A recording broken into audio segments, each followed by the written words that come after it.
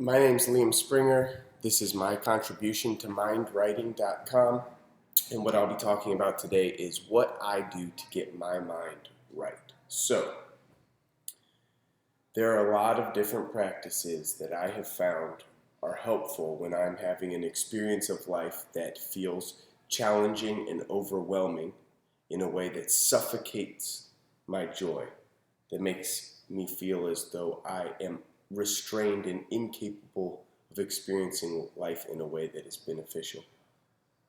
So how do I bring myself into a new experience of life so that I can once again feel inspired, once again feel joyful, once again feel as though I am ready to take on the challenges I'm facing rather than the challenges that I'm facing are taking me over?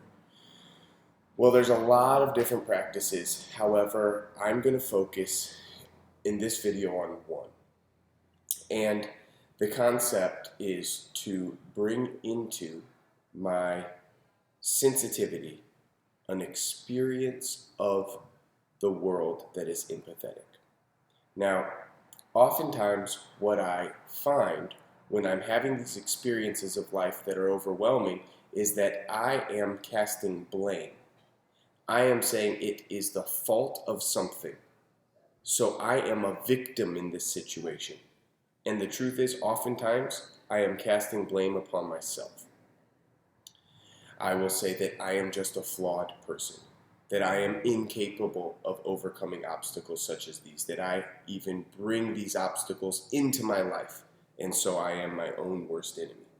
These are very useless or unhelpful ways of orienting my perception of the event or the reality that I'm experiencing at that time. So I think a better way of doing this is to say, hey, how can I put myself in the position of the person who I'm finding at fault right now? How can I see them as a worthwhile individual, somebody who I can be compassionate towards, somebody who I can help, somebody who I can bring an experience of joy such as that which I hope to have for myself. So even when I'm talking about myself, I will say, how is it that this is an opportunity for you to care for Liam?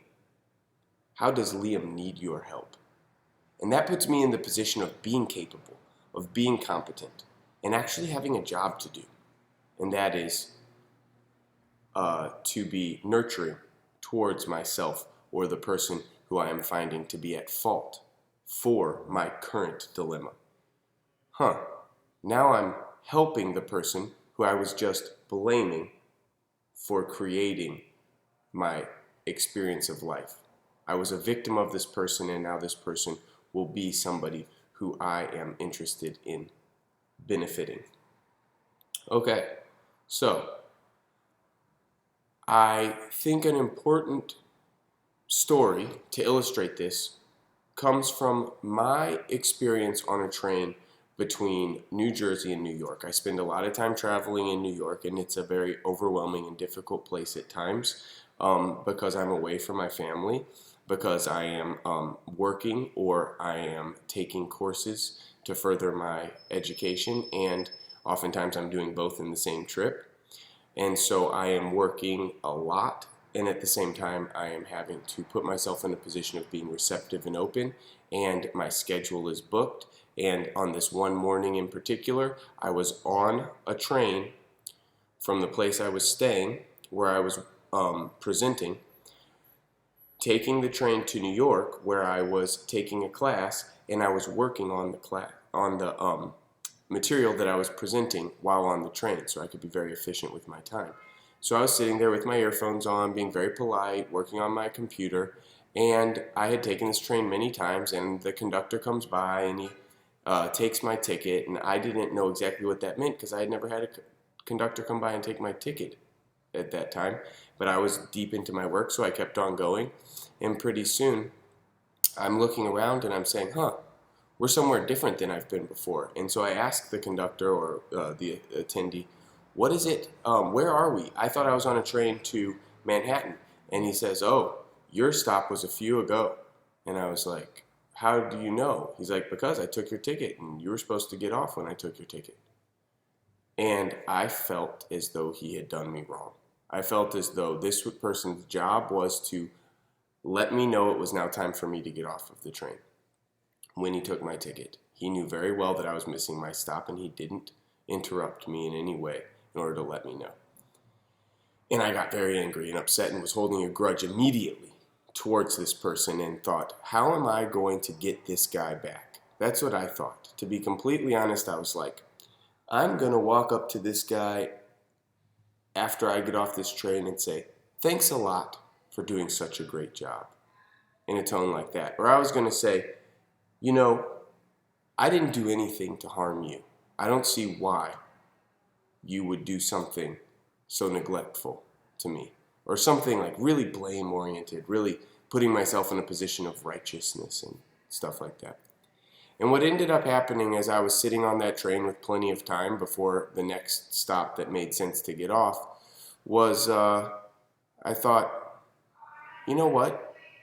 This guy might be having a bad day. If I make his day worse, I'm not going to feel any better about what I did.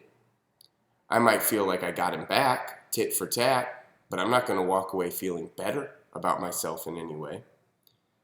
And so I decided what I'm going to do is I'm going to apologize. Because I obviously was upset with him when I had the interaction with him before.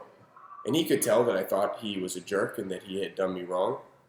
And I was going to walk up to him at the end of the train ride and say, you know what? I am sorry. I was short. I don't know my way around very well, and I was not doing a good job of traveling because I was so distracted. I just wanted to let you know that that was not your fault. And so I did that. And he said, hey man, I understand.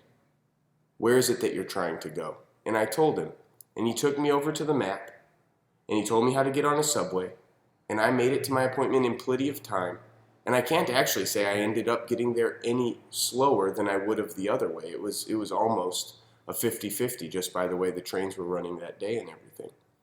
So in the end, I had the opportunity to have a bad experience with somebody I'd never met and make their day even worse and not make my day any better.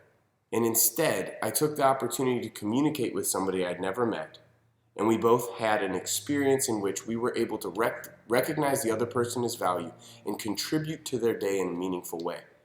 And we both walked away from that situation feeling good about the influence we had on each other's day.